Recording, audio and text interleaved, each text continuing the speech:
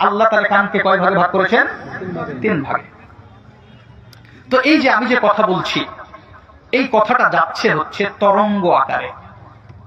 যারা ফিজিক্স বুঝেন, তরঙ্গ আকারে শব্দ এক জায়গা থেকে আরেক জায়গায় যায়, বাতাসকে আন্দোলিত করে, অর্থাৎ বাতাসকে ধাক্কা দিয়ে শব্দ চলাচল করে, এবং এই শব্দটা সবচেয়ে দ্রুত চলে কঠিন মাধ্যমে, এবং এই শব্দটার তরঙ্গ পাদ এবং তরঙ্গ শীর্ষ রয়েছে। তাহলে এই শব্দটা যখন চলে, এই শব্দটা যখন যায়, তখন বাতাসকে ধাক্কা দিয়ে চলে। আচ্ছা, এই যে আমি কথা বলছি, তাই আপনার মহান সত্তা শব্দটাকে খুব দ্রুত আপনার কানের মধ্যে প্রবেশ করানোর জন্য আপনার কানের এই বহিকর্ণের পরেই মধ্যকর্ণে আল্লাহ তাআলা 3টা হাড্ডি দিয়েছেন। সুবহানাল্লাহ। হাড্ডিটা শক্ত না? তো আল্লাহ তাআলা 3টা হাড্ডি দিয়েছেন। এই 3টা হাড্ডির নাম হচ্ছে ম্যালিয়াস, ইনকাস এবং স্টেফিস। 3টা হাড্ডি দিয়েছেন। এর মধ্যে যেটা ইনকাস, অর্থাৎ আপনার শরীরের সবচেয়ে ছোট হাড্ডি যেটা, সেটা কানে রয়েছে। সুবহানাল্লাহ। আপনার শরীরের সবচেয়ে ছোট হাড্ডি এই আপনার কানে রয়েছে। এই 3টা একদম কনজুগেট, তারা জোড়া লেগে আছে। দ্য কনজুগেশন অফ বোন আর অ্যাভেলেবল ইন ইউর হিয়ার। আপনার কানের মধ্যে এই 3টা হাড্ডি কি হিসাবে আছে? কনজুগেশন হিসেবে, জোড়া লেগে আছে, কন্ট্যাক্ট হিসেবে আছে। তো এই শব্দটা যখন, এই যে আমি যে কথাটা বলছি, এই শব্দটা আপনার সামনের বাতাসকে ধাক্কা দিয়ে দিয়ে দিয়ে আপনার কানের কাছে আসলো।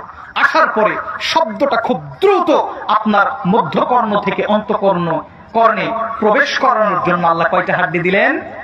3টা। সুবহানাল্লাহ। যাতে শব্দটা খুব দ্রুত আপনার কানের মধ্যে প্রবেশ করে। তো এইবার শব্দটা গেল। শব্দটা যাওয়ার পরে আল্লাহ তাআলা আপনার কানের মধ্যে লেবিরিন্থ নামক তরল পদার্থ দিয়েছেন। সুবহানাল্লাহ। শুধু এটা আপনার কানের মেকানিজম বলছি, কানের মেকানিজম বলছি। আপনার কানের মধ্যে আল্লাহ তাআলা একটা লেবিরিন্থ নামক তরল পদার্থ দিয়েছেন। এই শব্দটা যে এইভাবে ভাইব্রেশন হয়ে কাঁপতে কাঁপতে যে গেল, এইবার যাওয়ার পরে সেই কানের তরল পদার্থটাকে সে কাঁপায় দেয়, আন্দোলিত করে। অর্থাৎ আপনার ফোন যদি ভাইব্রেশন হয়, এই যে কাঁপছে না, তো এইভাবে এই তরলটাকে কাঁপানো হয়। এবং কানের মধ্যে রয়েছে কিছু ছোট্ট ছোট্ট চুল। আপনার নাকের মধ্যে যেরকম চুল আছে না, এরকম ওই তরল পদার্থের নিচে সাম হেয়ার আর অ্যাভেলেবল, এখানে কিছু চুল আছে। তো আল্লাহ তাআলা এত সুন্দর মেকানিজমে এই জিনিসটা করেছেন যে শব্দটা গেল, যাওয়ার পরে সেই পানিটাকে কাঁপালেন।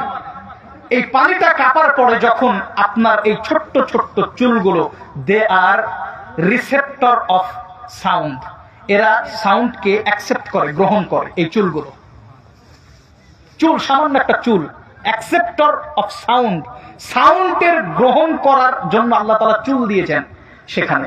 তো এই পানির মাধ্যমে যখন এই চুলগুলো নড়ে উঠে, তখন একটা মানুষ শব্দ শুনতে পায়।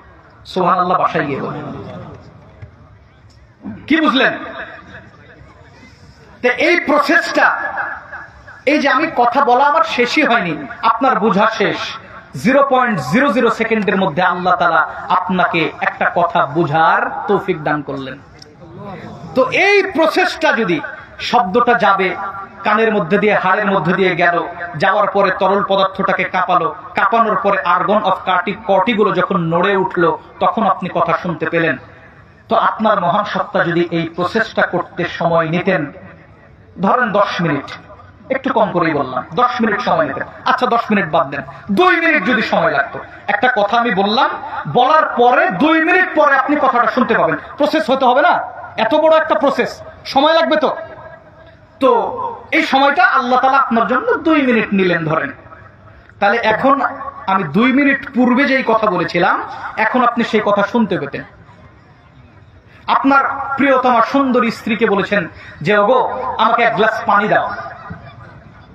এদিকে আপনার স্ত্রীর কাছে এই কথাটা গেল 2 মিনিট পরে, আর তার 2 মিনিট পরে আপনাকে পানি দিবে। তো প্রসেসটা কিরকম এলোমেলো হয়ে যেত না? মুআজ্জাজ হাজিরিন বুঝছেন? প্রসেসটা একটু এলোমেলো হয়ে যেত না? তাহলে আপনার জীবনটাকে সুপিরিয়র করার জন্য, আপনার জীবনটাকে সহজলভ্য করার জন্য আপনার মহান সত্তার হাত আছে না নাই? তো সেই মহান সত্তার জন্য আপনার কিছু করতে হবে না? তাহলে আপনার মহান সত্তা হচ্ছেন সেই সত্তা যিনি এত সুন্দর মেকানিজমটা 0.ন্যানো সেকেন্ডের মধ্যে আল্লাহ আপনাকে বোঝার তৌফিক দান করছেন। তো আল্লাহর কাছে কি একটু শুকরিয়া করবেন না? আল্লাহর কাছে কি একটা সিজদা দিবেন না? আপনি এতই নাফরমান। আপনাকে তো আমি বললাম, only you can research your human body, then